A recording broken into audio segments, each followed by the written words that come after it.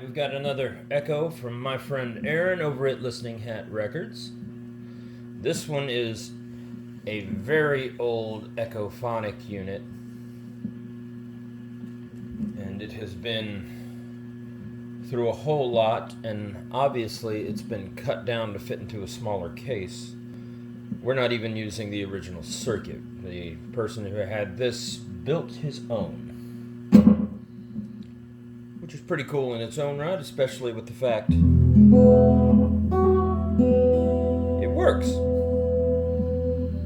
Once we cleaned up the heads and got a lot of broken connections fixed up, it works pretty well.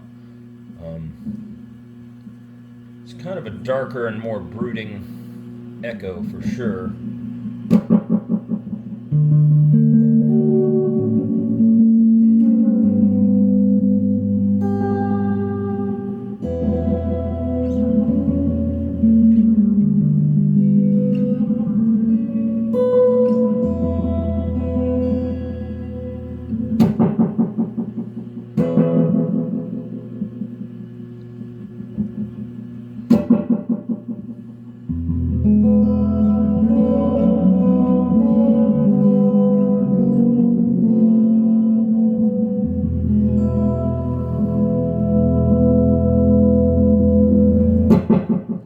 But it's an all tube unit, so it's got a real nice warmth to it.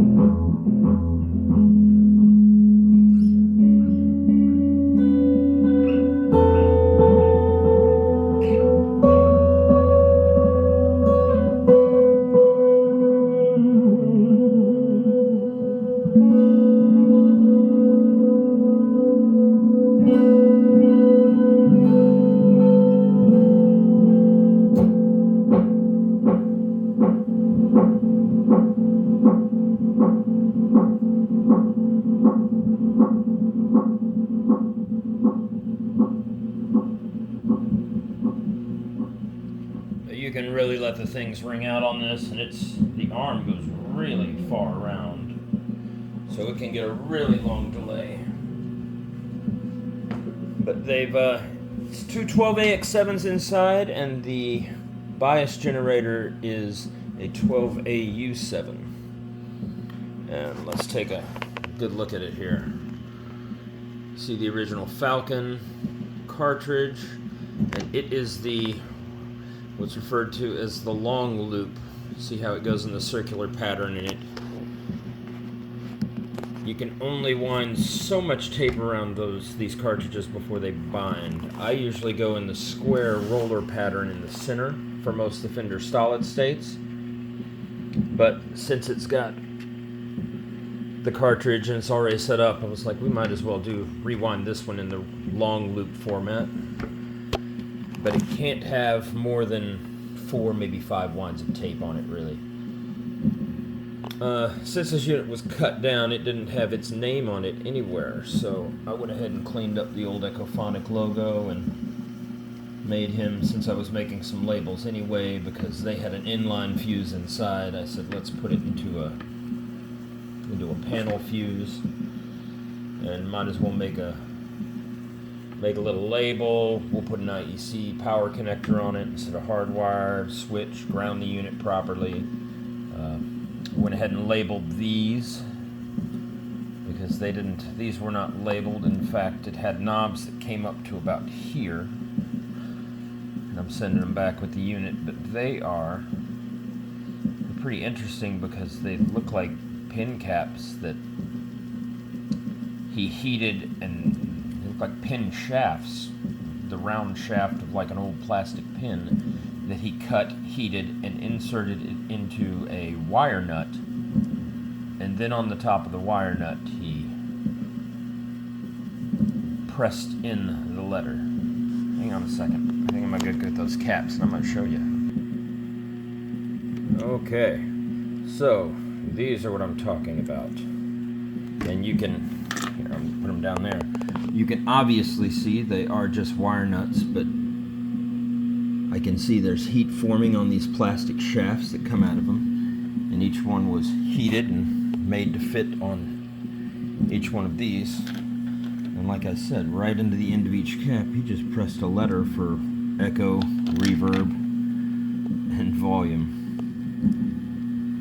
They work, but they would continuously spin. They're not really made for these pots. So we went to these nice little same style knobs I really used on the other one. Nice little arrows on them so you know where you are, so you can get back to your position again. Ecco-Fonic had some fun times. You got to take off the heads and clean them, and then you have to realign the whole things, and this head was shorting out inside the case because it has an old piece of, basically an old paper tape wrap that all the sticky has just dried up on. But you can see it's got some crazy big latches on the side, and they built themselves their own lid. I went ahead and branded the front of it after I cleaned it. That way when it's sitting on the shelf, you know which one to send somebody over there to grab. These units are kind of interesting. They don't use a solenoid for their pinch wheel. They use a spring. So to take the tension off the pinch wheel for storage, you just do that. And when it's time to use the unit again, you move the spring back. Oops. There we go. But yeah, if the pinch wheel is in constant contact with the capstan motor here, it will always dent the pinch wheel. I've had good luck on these Ecco-Fonic and Fender units. I rarely have a dented pinch wheel. But really cool unit that somebody built in their backyard. Didn't do much to it other than, clean it up, there were a lot of shorts inside, recap. Like I said, pilot light. I added all the power provisions over here because they had a 2-prong cord and this switch. But I also made this plate to go on there just to hold everything. And got this unit to where hopefully it'll last another 50 years or so. But the Ecco-Fonics, are, especially the tube ones, they are rare birds now. Really good units.